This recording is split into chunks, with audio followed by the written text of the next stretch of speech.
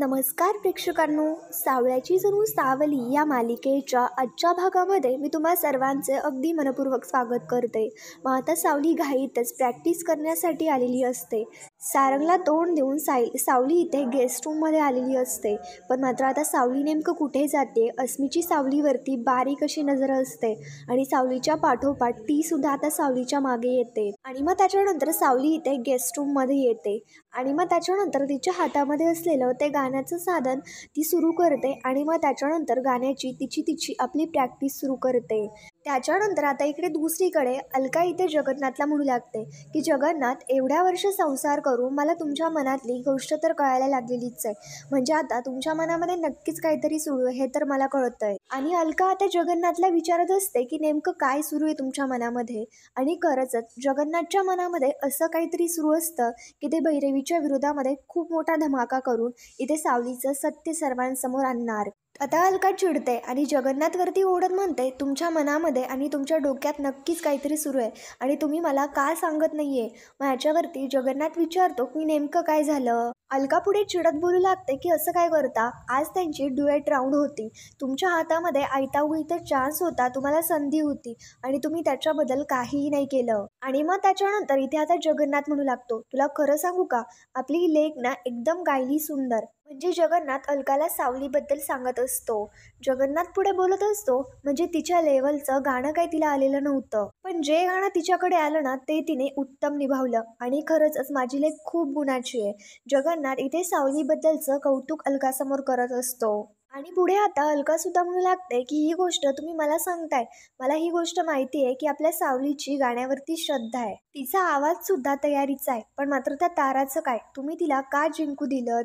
माझ्या पुढे जगन्नाथ बोलू लागतो, अगं अलका, नेमकं तू काय बोलतीयस, तुला तरी कळतंय का. आता जर तिला मी जिंकू दिलं नसतं तर त्याशिवाय ती तारा वजे फायनलला कशी काय जाणार. अलका वैतागलेली असते की इथे तारा जिंकली आहे आणि जगन्नाथ स्वस्त बसलाय. पुढे जगन्नाथच्या डोक्यामध्ये काहीतरी वेगळाच प्लॅन सुरू असतो आणि तसंच आता जगन्नाथ अलकाला बोलू लागतो, मी स्वस्त बसलोय कारण माझ्या हातामध्ये पतंगाची दोर आहे. नेमकं जगन्नाथ हे कोड्यात काय बोललाय ती गोष्ट काय अलकाला कळत नाही. आणि मग त्याच्यानंतर इकडे दुसरीकडे भैरवी फोनवरती बोलत असते, कारण भैरवी उद्याच्या तयारीमध्ये असते. फक्त तारा हा डुएट राऊंड जिंकली आहे म्हटल्यानंतर भैरवी खूप हवेमध्ये असते आणि फोनवरती सांगत असते की उद्या तारा फायनल जिंकल्यानंतर आपण ताराची भव्य मिरवणूक काढायची आहे. नेक्स्ट डे मोठी जंगी पार्टी ठेवा आणि मोठा स्वागत समारंभ ठेवा. तारा सुद्धा तिथेच असते आणि ती सुद्धा शांतपणे इथे भैरवीचं बोलणं ऐकत असते. आणि मग आता भैरवीचा कॉल झाल्यानंतर भैरवी खुश होत आणि एक्साइटमेंटमध्ये ताराला म्हणू लागते की तारा बघ, फायनली तो दिवस आलाय ज्या दिवसाची आपण सर्वच वाट बघत होतो. उद्याचा सूर्यास्त होण्याच्या आधी तारा वजे ही जिंकलेली असेल आणि ती झालेली असेल स्वरयज्ञ पुणे म्हणजे महाराष्ट्राची महागायिका. आणि याच एक्साइटमेंटमध्ये भैरवी खूप खुश असते आणि ताराचं इथे कौतुक करत तिच्याशी बोलत असते.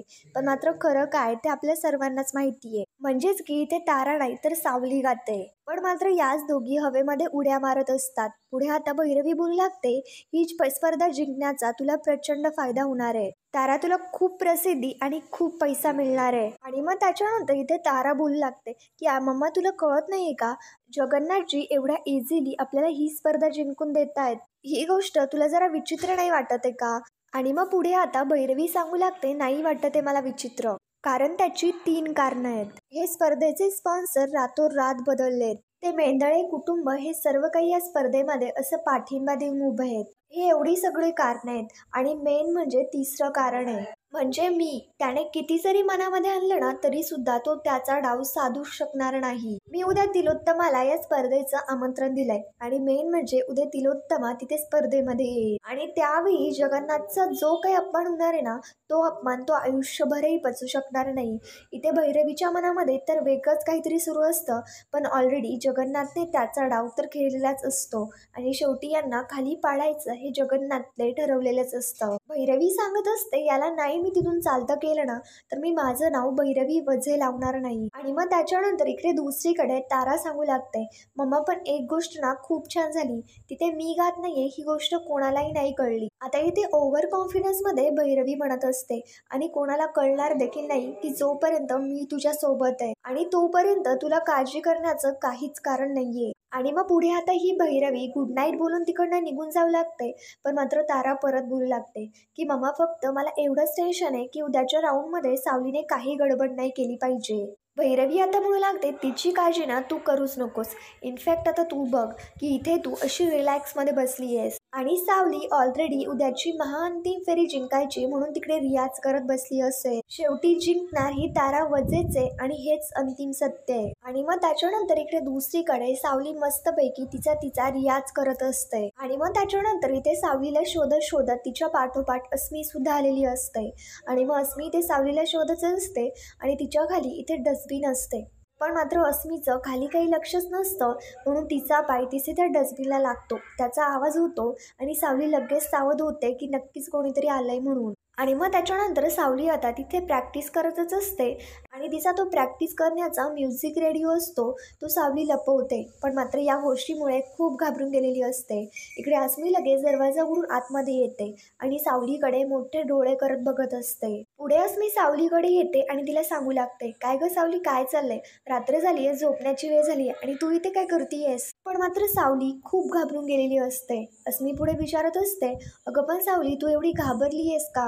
काय झालं, म्हणजे तुला झोप लागत नाहीये का?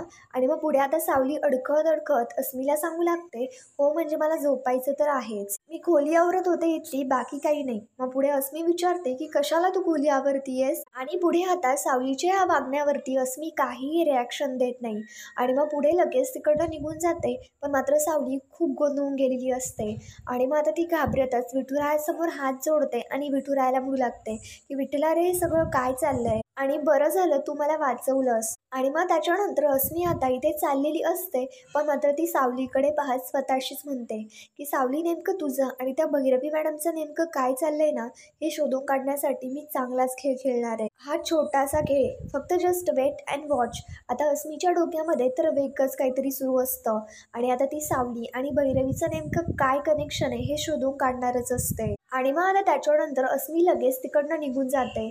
आता मग त्याच्यानंतर दुसऱ्या दिवशी सकाळी इथे स्वरयज्ञ स्पर्धेमध्ये भैरवी आणि तारा दोघीही पोहोचलेल्या असतात. पण मात्र अजूनपर्यंत सावली इथे स्पर्धेमध्ये आलेली नसते आणि त्याच्यामुळे तारा भैरवी दोघीही खूप टेन्शनमध्ये येतात. त्या दोघीही बाहेर इथे सावलीची वाट बघत असतात. भैरवी म्हणत असते येईल सावली, पण मात्र तारा बोलत असते, अगं मम्मा काय चाललंय या सावलीचं? सावली जर आली नाही तर आपलं गाणं कसं काय होणार? भैरवी बोलू लागते की तारा तू प्लीज शांत हो आणि निगेटिव्ह काहीही बोलू नको, येईल ती. आणि मग तेवढ्यात लगेच मागणं तो पिंकू शेठ म्हात्रे येतो आणि तारावरती तर त्याचं वेगळंच इम्प्रेशन पडलेलं असतं. आणि मग त्याच्यानंतर तो पिंकू शेठ त्यांच्या मागे येऊन त्यांना जोरात ओढून नमस्कार म्हणतो. भैरवी आणि तारा दोघेही डचकतात आणि शांतपणे त्याच्याकडे बघत असतात. तो पिंकू शेठ पुढे बोलू लागतो की तुमचं दर्शन झालं, आम्हाला जाम बरा वाटला आणि हे आमचं नशीबच समजायचं. आणि मग पुढे आता भैरवी म्हणते, एकदम छान, आता तुला आमची महती कळली तर असं म्हणायचं. आणि मग पुढे लगेच तो पिंकू शेठ हो असं बोलतो. भैरवी म्हणत असते, तू असाच पायरी ओळखून राहा आणि हीच गोष्ट तुझ्या फायद्याची आहे. आणि मग त्याच्याकडे आणि त्याच्यानंतर तो ताराकडे पाहत हो हो असं उत्तर देत असतो.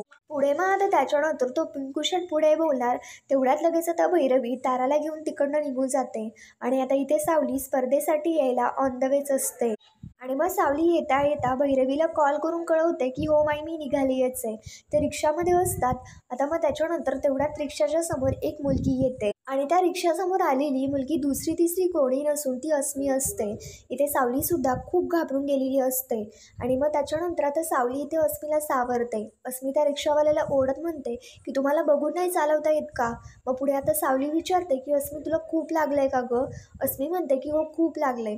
सावली विचारत असते की तू इथे काय करतीयेस? अस्मी म्हणत असते, चल आपण हॉस्पिटलमध्ये जाऊयात, मला ना खूप लागलंय, आत्ताच्या आत्ता हॉस्पिटलमध्ये चल. इथे अस्मीच्या डोक्यामध्ये तर वेगळाच प्लॅन सुरू असतो. सावली बोलत असते, अगं मला नाही यायला जमणार. अस्मी म्हणत असते, सावली तुला किती लागलंय हे दिसत नाहीये का? आणि तुझ्याकडे ना माणुसकीच नाहीये. पुढे आता सावलीला काय करावं काहीही समजत नसतं. सावली आता त्या रिक्षावाल्याला म्हणते की तुम्ही यांना हॉस्पिटलला घेऊन जाल का? पण अस्मी ओढत म्हणते की तुला काही वेडबीड लागलंय का? मी या बावळट माणसाबरोबर अजिबात जाणार नाहीये, तू चल माझ्या बरोबर. त्यांना मला इंजेक्शनची खूप भीती वाटते, त्यांनी मला इंजेक्शन वगैरे दिलं तर. आणि बळजबरीने अस्मी इथे सावलीला घेऊन जात असते. पण मात्र सावलीला पोहोचायला ऑलरेडी खूप उशीर झालेला असतो आणि अस्मी नाटकं करत आणखी उशीर करत असते. आणि आणि मग अस्मी आता बळजबरीने सावलीला तिकडनं घेऊन जाते आणि मग त्याच्यानंतर इकडे दुसरीकडे तो पिंकू शेट बाहेरच असतो. तेवढ्यात आता पत्रकार त्याच्या समोर येतात आणि विचारू लागतात की पिंकू शेट म्हात्रे, तुम्ही अंतिम फेरीमध्ये गेलात, तुम्हाला कसं वाटतंय? त्याच्यावरती आता हा पिंकू शेट खूप कॉमेडी अशी त्यांना उत्तरं देत असतो. तो आता बोलत असतो की मला असं वाटतंय की असं माशाची जाळी घ्यायची, ती समुद्रामध्ये फेकायची आणि फेकल्यानंतर त्याला मासे जसे येतात ना, तसं मला आनंद होतोय. आता त्या पिंकू शेटच्या बोलण्यावरती सगळेच हसायला लागलेले असतात. आणि मग त्याच्यानंतर आता ते एक एक करत इथे आता त्या पिंकू शेट म्हात्रेला प्रश्न विचारत असतात आणि त्या प्रत्येक प्रश्नांची तो अगदी नीटनेटकी कॉमेडी उत्तरं देत असतो. पुढे आता पिंकू शेट बोलत असतो की हा पिंकू शेट फक्त स्पर्धा नाही जिंकत, तर समोरच्याला सुद्धा पुढे जिंकून घेऊन येतो. आणि मग त्याच्यानंतर तो हसत लगेच तिकडनं निघून जातो. आणि मग त्याच्यानंतर इथे तारा आणि भैरवी सावली आलेली नसल्यामुळे त्या दोघीही खूप टेन्शनमध्ये असतात. भैरवी सावलीला फोन लावण्याचा प्रयत्न करत असते, पण मात्र सावली काही फोनच उचलत नसते. तारा बोलत असते की मम्मा जर ती आली नाही तर सगळ्यांसमोर खूप मोठा इन्सल्ट होईल ग. भैरवी म्हणत असते की तारा तू असं निगेटिव्ह काहीही बोलू नकोस, सावली येईलच लवकर. आणि मग त्याच्यानंतर तारा आणि भैरवी या दोघीही खूप टेन्शनमध्ये आलेले असतात. आणि तेवढ्यात लगेच तिथे सर्व काही मेंदळे कुटुंब येतं. ऐश्वर्या, तिलोत्तमा, सारंग आणि सोहम हे सगळेच आलेले असतात. आणि मग त्याच्यानंतर ताराला पाहता तिलोत्तमा लगेच हात घेऊन तिला wish you all the best असं विश करते. आणि ताराने एवढी सुंदर साडी घातलेली असते म्हणून सोहम फक्त प्रेमाने तिच्याकडे बघत असतो. आता मग याच्यानंतर तिलोत्तमा म्हणू लागते, आजचा दिवस तुझ्यासाठी खूप महत्त्वाचा आहे. मी तुझा फार वेळ नाही घेणार, पण मात्र छान कर आणि ते तू करशीलच. आणि मी तुला ही गोष्ट कन्फर्म सांगते की तू जिंकणार आहेस. पण मात्र आता इथे तारा खूप खुश असते. आता इथे भैरवी फक्त सावली येण्याची वाट बघत असते. तारक आता पुढे विचारतो की सावली कुठे? हे ऐकल्यानंतर तर भैरवी म्हणते, काय माहिती कुठे? बघ ना, खरं तर कार्यक्रम सुरू होण्याची वेळ झाली आणि सावलीने पोहोचायला हवं होतं इथे. आणि मग आता पुढे तिलोत्तमा बोलू लागते की काय फरक पडतो सावलीनं पोहोचल्याने, आणि ती जर का इथे आली नाही तर काय फरक पडणार आहे? तिने ताराची सगळी तयारी करून दिली असेलच ना. आणि मी तर म्हणते की उलट सावली नाही ना, हे बरंच झालं. आपली तारा निदान जिंकेल तरी, पण मात्र तिला तरी कळू दे की तुम्हा दोघींचं तिच्या वाचून काही अडत नाही, पण मात्र यांच्या दोघींचं सर्व सावली वाचूनच अडलेलं असतं. भैरवी आता पुढे बोलू लागते की आता असं काही नाहीये, तिचं चेंजिंग, तिचं सेटअप सर्व काही ते सावली बघते ना, त्याच्यामुळे जरा थोडंसं टेन्शन येतं. आणि ती अजून सुद्धा आली कशी नाहीये, इथे सारंगला सुद्धा जरा टेन्शनच येतं. सारंग आता म्हणू लागतो, सावली तर आमच्या आधी निघाली होती आणि खरंच सावली अजून आली कशी नाही याच्याबद्दल आता भैरवीला सुद्धा खूप टेन्शन येतं. आणि मग त्याच्यानंतर इकडे दुसरीकडे सावलीनं अस्मीला हॉस्पिटलमध्ये आणलेलं असतं आणि मग डॉक्टर म्हणत असतात, तुम्हाला फारसं काही लागलेलं नाहीये, मी तुम्हाला पेन किलरचं इंजेक्शन देतो. पण मात्र त्याच्यानंतर अस्मी आता इंजेक्शन घेण्यासाठी घाबरत असते आणि नाटकं करत डॉक्टरांना म्हणत असते की नाही, नको नको इंजेक्शन. आणि मग सावली त्याच गडबडीमध्ये अस्मीला पकडलेली असते आणि डॉक्टर अस्मीला इंजेक्शन देत असतात. आणि मग पुढे आता सावली जाऊ नये म्हणून अस्मीने नाटकं करत सावलीचा हात पकडलेला असतो. पण मात्र तेवढ्यात तिथे ऐन वेळेला देवाची एंट्री होते आणि देवा मग सावलीच्या जागेवरती अस्मीचा हात पकडतो आणि आता सावली लगेच तिकडं निघून जाते. आणि मग त्याच्यानंतर अस्मी डोळे उघडून पाहते तर समोर सावली नाही तर देवा असतो. आणि मग अस्मीने देवाचा हात पकडलेला असतो हे पाहता अस्मी तर खूप घाबरून जाते. अस्मी विचारते, कोण आहे तुम्ही आणि सावली कुठे आहे? देवा आता म्हणू लागतो, हा तुमचा ना खूप गुड क्वेश्चन आहे. एक ना मधमाशी आली होती आणि तिच्या पंखावरती बसून सावली अशी भुरकन उडून गेली. आणि मग आता याच्यानंतर डॉक्टरांनी अस्मीला इंजेक्शन दिलं म्हणून तिला त्रास होत असतो. आणि अस्मी आता म्हणते, कोण आहात तुम्ही आणि तुम्ही माझा असा हात का धरलात? तेव्हा आपण पुढे बोलू लागतो, हे ना घोर कलयुग आहे. कसं आहे ना, आपण ज्याचं खरावं भलं आणि ती म्हणतीये की माझा हात का धरला. आणि मग पुढे आता देवा तर वैतागलेला असतो आणि अस्मी तर इंजेक्शन दिल्यामुळे खूप अय्योही करत असते. अस्मी करायला एक गेलेली असते आणि झालं एक असतं. अस्मी लगेच स्वतःशीच म्हणू लागते की सावली हातातून कशी काय निसटली, म्हणजे मी इथे करायला एक गेले आणि झालं एक. आणि मग त्याच्यानंतर इथे ही स्वरयज्ञ स्पर्धा सुद्धा सुरू झालेली असते. पण मात्र सावली अजून सुद्धा आलेली नसते म्हणून भैरवी, तारा खूप टेन्शनमध्ये आलेल्या असतात. पुढे मग तो अँकर आता इथे स्पर्धेमध्ये सर्वांचं मनपूर्वक स्वागत करतो. आणि मग तो पुढे आता बोलत असतो की रूपम कॉस्मेटिकचे CEO सारंग मेहेंदळे यांना मी इथे मंचावरती येण्याची विनंती करतो. आणि मग त्याच्यानंतर लगेच इथे सारंगला स्टेजवरती बोलवलं जातं. कंपनीचे सर्वेसर्वा तिलोत्तमा मेहेंदळे आणि सोहम मेहेंदळे यांच्या दोघांनाही इथे स्टेजवरती बोलवलं जातं. आणि ते तिघे स्टेजवरती आल्यानंतर त्यांच्या तिघांचंही स्वागत केलं जातं. आणि स्पर्धेसाठी जगन्नाथ बरोबर अलका सुद्धा आलेली असते. आणि मग आता कार्यक्रमाला इथे सुरुवात झालेली असते, पण मात्र जगन्नाथ जरा वेगळ्याच खुशीमध्ये असतो आणि जगन्नाथच्या डोक्यामध्ये नेमकं काय चाललंय हे आपल्याला पुढे कळणारच आहे. पण मग आता त्याच्यानंतर खाली बसायला लागल्यानंतर तिलोत्तमा इथे आता जगन्नाथच्या समोर येते आणि खूप आता रागाने त्याच्याकडे बघत असते. आता मग तिलोत्तमा बोलू लागते की या स्पर्धेला खूप प्रचंड असं वैभव लाभलंय आणि मला जुन्या आयोगांची जरा एक गोष्ट खटकली आहे. एका खऱ्या सोन्याची पारख ही सोनाराला असते ना, तसंच एका कलाची पारख या त्या कलागुणाच्या स्पर्धेलाच असते. म्हणजे आता तिलोत्तमाने हे टोमणं जगन्नाथला मारलेलं असतं. पुढे तिलोत्तमा जगन्नाथला विचारते देखील की जगन्नाथराव, मी बरोबर बोलले ना? जगन्नाथ मान हलवत हो बोलतो आणि मग त्याच्यानंतर तिलोत्तमा जगन्नाथला म्हणत असते, तुम्हाला पटतंय ना मी काय बोलतीये? जगन्नाथ देखील म्हणू लागतो की तिलोत्तमा मॅडम, तुम्ही अगदी खरं बोललात. आणि पुढे सगळ्यांच्या समोर इथे आता लगेच तिलोत्तमा बोलते आणि म्हणूनच मी म्हणते की या स्पर्धेचं परीक्षण करण्याची तुमची लायकीच नाही आहे. आता सगळेच आता आश्चर्याने इथे तिलोत्तमाकडे पाहत असतात आणि तिलोत्तमाचं बोलणं ऐकत असतात. आणि मग त्याच्यानंतर पुढे आता इथे हे सगळं ऐकल्यानंतर तारा आणि भैरवीला आनंद झालेला असतो. आता इथे अजून सावली आलेली नाही आहे म्हणून त्या दोघीही सावलीची वाट बघत असतात. जगन्नाथने तिलोत्तमाचं हे बोलणं फारसं काही मनावरती घेतलेलंच नसतं. पुढे आता जगन्नाथ उत्तर देत म्हणू लागतो की पटतंय मला तुम्ही जे काय करताय ते, आणि फारसं मी काही स्पर्धेचं नियोजन केलेलंच नाहीये. मागच्या वेळी स्पर्धकांचं भविष्य घडवलंय याची जाणीव ठेवून त्यांनी मला हा मान दिला होता. पण जर तुमची अशी इच्छा असेल तर मी मागे जाऊन बसतो आणि स्पर्धेचा आनंद घेतो, पण मात्र फक्त माझं कलेवरती प्रेम आहे. इथे जगन्नाथ जराही भांडत बोललेला नसतो आणि तिलोत्तमाच्या पद्धतीने त्याने उत्तरसुद्धा दिलेलं नसतं. पुढे मग आता तिलोत्तमाला खूप छान वाटत असतं की तिने असं वागली आहे, पण मात्र तिलोत्तमाच्या वागण्यावरती जगन्नाथला काहीही फरक पडलेला नसतो. मग त्याच्यानंतर आता इथे स्पर्धा सुरू होते. पुढे मग आता एक एक करत स्पर्धकांची गाणी सुरू होतात. सगळे गाण्याचा आनंद घेत असतात आणि एक एक करत त्यांचं गाणं सादर करत असतात. सारंगसुद्धा सावलीच्या विचारांमध्ये असतो. सावलीला कॉन्टॅक्ट करण्याचा प्रयत्न करत असतो, पण मात्र सावलीचा काय फोनच लागत नसतो. आणि मग त्याच्यानंतर इकडे तारा आणि भैरवी दोघीही सावली येण्याची वाट बघत असतात. आता इथे भैरवी सांगत असते की आपण थोड्या वेळ सावलीची वाट बघूयात, येईलच ती. आणि मग तारा खूप टेन्शनमध्ये आलेली असते. सोमचं लक्ष ताराकडे जातं आणि सोम लगेच त्यांच्याशी बोलायला इकडे येतो. सोम विचारतो की काय झालं? तारा सांगू लागते की अरे अजून सावली आलेली नाहीये. सोम सांगू लागतो सारंग दादाचा आत्ताच कॉल झालाय, ती येते. भैरवी मात्र म्हणू लागते ताराचं गाणं झाल्यानंतर आल्याने काय फायदा, गाण्याच्या आधी यायला पाहिजे. सोमला काय हे भैरवीचं बोलणं कळत नाही. सोम विचारतो म्हणजे काय म्हणायचंय? भैरवी म्हणू लागते तसं काही नाहीये.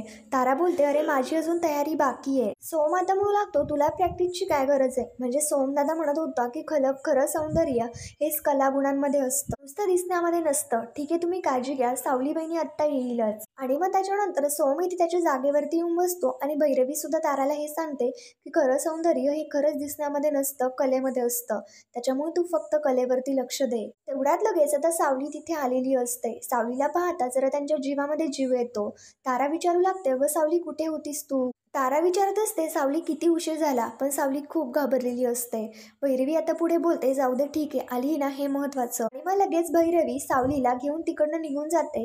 तारा सुद्धा तिच्या पाठोपाठ गेलेली असते. पण मात्र आता इथे सावलीला त्यांनी तिघींनी घेऊन गेल्या हे पाहता सारंग जरा आश्चर्यानेच बघत असतो. आणि मग त्याच्यानंतर रूममध्ये आल्यानंतर आता इथे भैरवी विचारू लागते की सावली तू आज पुन्हा उशीर का केला? सावली सांगू लागते नाही असं नाहीये काही, वेळेत निघाले होते पण ती अस्मीमध्ये आली. भैरवी बोलू लागते तुझी ही नाटकं ना बंद कर, जास्त लहान नको लावू, आता आलीयस ना गळा जरा शांत कर, जरा पाणी बिनी पी, रिलॅक्स हो आणि व्यवस्थित गाण्याला सुरुवात कर.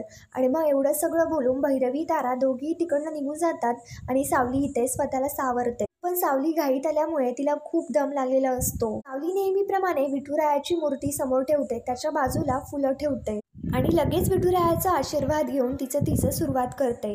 मग आता मित्रांनो नेमकं पुढे काय होणार हे आपल्याला कळणारच आहे. मग त्याच्यासाठी आमच्या चॅनलला लगेच सबस्क्राईब करा. थँक्यू.